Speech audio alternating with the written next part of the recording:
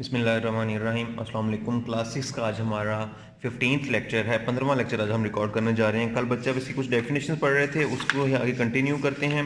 कुछ प्रॉपर्टीज़ आप लोगों ने कल देखी थी, मल्टीप्लिकेशन, मल्टीप्लिकेटिव आइडेंटिटी और इसके अलावा एडिटिव आइडेंटिटी वगैरह। एक्सरसाइज 2A के बाद हम चलते हैं ऑपरेशंस की तरफ, operations of whole number and natural number. इसमें हम क्या करेंगे, हम प्रॉपर्टीज पढ़ेंगे एडिशन की। जो अगर आप पेज नंबर 23 पे आ जाएं, यहाँ पे आप देख सकते हैं जो पहली प्रॉपर्टी उसने यहाँ पर मेंशन की हुई है। वो कहता है the sum of two natural number और whole number remains unchanged if the numbers interchange their places. क्या मतलब है इस बात का? वो कहता है दो नंबर्स, चाहे वो नेचुरल नंबर हो या वो होल नंबर हो, जब उनको सम किया जाता है तो उसका आंसर वही आता है, वो अनचेंज रहता है अगर उन दोनों की पोजीशन को चेंज कर दिया जाए। जैसे ये आप नीचे एग्जांपल में देख रहे हैं, 0 + 12 आंसर 12 आ रहा है और 12 + 0 का आंसर भी 12 आएगा। सेम इसी तरीके से हम कह सकते हैं ये दोनों आपस में इक्वल होंगे। सेम इसी तरीके से 71 + 25 = 96 आ रहा है और 25 + 71 भी हमारे पास आंसर 96 ही आता है। तो हम कह सकते हैं कि ये दोनों भी आपस में इक्वल हैं।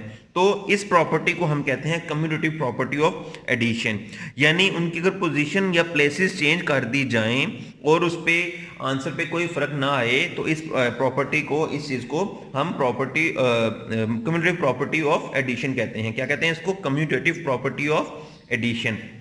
आगे चलते हैं। The sum of three numbers remain unchanged if the order in which they are grouped is altered.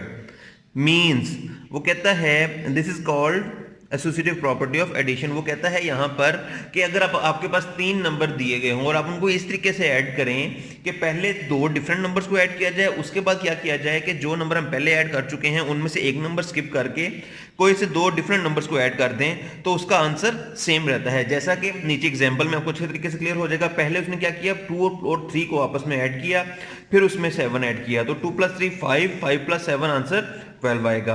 आगे नेक्स्ट एग्जांपल पे चलते हैं। उसमें उसने 3 और 7 को पहले ऐड किया है, तो 3 और 7 आंसर 10, 2 ऐड करेंगे आंसर 12 आ जाएगा।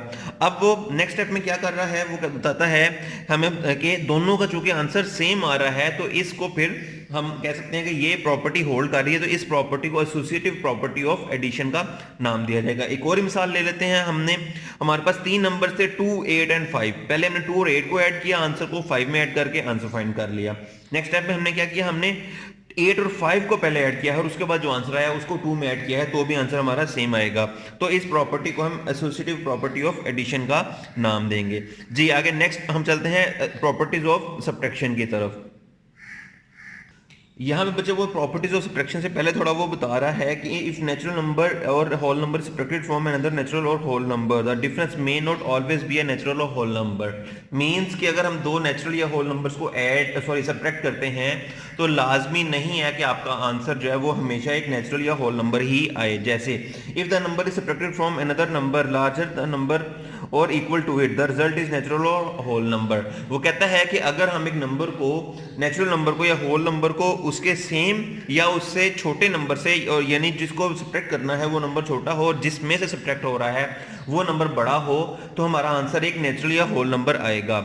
लेकिन अगर हम इसको इस तरीके से कर लें कि हमारे पास जो जिसको नंबर को माइनस किया जा रहा है वो बड़ा हो जाए, तो फिर वो नेचुरल नंबर नहीं आएगा। यानी जिसमें से सब्ट्रैक्ट कर रहे हैं वो नंबर छोटा हो और जिसको सब्ट्रैक्ट कर रहे हैं वो नंबर बड़ा हो जाए, तो आंसर हमारा नेगेटिव आएगा। इसको हम यानी माइनस में आएगा वो कि होल नंबर या नेचुरल नंबर नहीं होगा। तो फिर इस केस में हम कह सकते हैं कि क्लोजर प्रॉपर्टी जो है वो सब्ट्रैक्शन के केस में होल्ड नहीं करती। ये हम लोगों ने कल भी पढ़ा था। आगे नेक्स्ट पेज पे चलते हैं। The result of subtracting a natural number or a whole number from another is not the same is if the numbers are interchanged। यही हमारी प्रॉपर्टी थी, कम्यूटेटिव प्रॉपर्टी हमारी, जो हमने एडिशन के लिए पढ़ी थी कि अगर हम उनको इंटरचेंज कर दें, उनकी पोजीशन चेंज कर दें तो आंसर सेम रहता है। लेकिन यहाँ पे वो कह रहा है कि अगर हम इन दोनों को आपस में चेंज करेंगे तो आंसर सेम नहीं आएगा। जैसा कि आप देख सकते हो 5 - 3 का आंसर 2 आ रहा है, लेकिन 3 - 5 का आंसर सर्टेनली माइनस में नंबर आएगा, -2 आएगा, जो कि होल नंबर नहीं है, तो ये आपस में इक्वल नहीं होंगे। तो इस केस में क्या हुआ, हमारी कम्यूटेटिव प्रॉपर्टी होल्ड नहीं कर रही। तो बच्चे ये चीज आपने ज़हन में रख लेनी है कि कम्यूटेटिव प्रॉपर्टी नंबर्स के एडिशन की फॉर्म में होल्ड करती है, लेकिन सब्ट्रैक्शन के केस में होल्ड नहीं करेगी। आगे चलते हैं। The result of subtracting 3 natural or whole numbers grouped differently will not give the same result इसी तरीके से सब्ट्रैक्शन की एसोसिएटिव प्रॉपर्टी है, वहां पे हमने ग्रुप चेंज किया था तो हमारा आंसर सेम आया था एडिशन के केस में। लेकिन यहाँ पे क्या होगा, अगर हम इसका केस चेंज कर दें तो क्या हो रहा है, इफ द रिजल्ट सेम नहीं आ रहा। जैसे 7 - 5 - 2 है, इसको दो तरीके से सॉल्व कर सकते हैं। पहले मेथड में वो कहता है 7 - 5 - 2 करें, आंसर 3 आएगा, उसमें से 7 को माइनस कर दें तो आंसर 4 आ रहा है। लेकिन जब दूसरे मेथड में हम जाते हैं 7 - 5 को माइनस करते हैं तो आंसर 2 - 2 आंसर 0 आ रहा है। तो दोनों का आंसर सेम नहीं आया, तो इसलिए हम यहाँ पे भी कह सकते हैं कि माइनस के केस में या सब्ट्रैक्शन के केस में एसोसिएटिव प्रॉपर्टी भी होल्ड नहीं करेगी। आगे नेक्स्ट पॉइंट पे चलते हैं। If 0 is subtracted from a natural or whole number, the result is the number itself, but if natural number or whole number is subtracted from 0 or the result is not the natural और whole number. वो बता रहा है कि अगर एक number को zero को किसी नंबर में सब्ट्रैक्ट किया जाए तो आंसर वही आता है, होल नंबर हो या नेचुरल नंबर। लेकिन अगर जीरो में से कोई नंबर माइनस किया जाए तो वो एक होल नंबर या नेचुरल नंबर नहीं आता। जैसे कि आप नीचे एग्जांपल में देखें, 5 - 0 आंसर 5, वो एक होल नंबर होगा। लेकिन 0 - 0 आंसर 0 एक होल नंबर ये भी है। अगर 0 - 5 करें तो आंसर -5 आ रहा है, जो कि होल नंबर नहीं है। तो बच्चे इसी तरीके से आप ये भी प्रॉपर्टी इसकी याद कर लेंगे कि किन केसेस में सब्ट्रैक्शन के केस में कौन सी प्रॉपर्टी होल्ड नहीं कर रही। आगे हम चलते हैं प्रॉपर्टीज ऑफ मल्टीप्लिकेशन की तरफ। The product of two whole numbers is a whole number. बता रहा है कि जब दो नंबर्स को मल्टीप्लाई किया जाए तो उनका प्रोडक्ट जो है वो एक होल नंबर ही होगा। तो ये उसकी क्लोजर प्रॉपर्टी ऑफ मल्टीप्लिकेशन कहलाती है। The closure property also applies to the natural number, और ये प्रॉपर्टी नेचुरल नंबर पे भी होल्ड करेगी।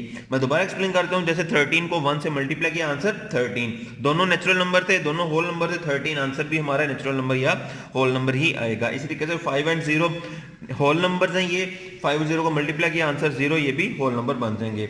इस तरीके से 23 मल्टीप्लाइड बाय 2 आंसर 46 आएगा, तो ये भी तीनों होल नंबर हो जाएंगे। तो बच्चे यहाँ तक आपने प्रॉपर्टीज अच्छे तरीके से याद कर लेनी है। होपफुली आपको ये क्लियर हो गई होगी। Thank you.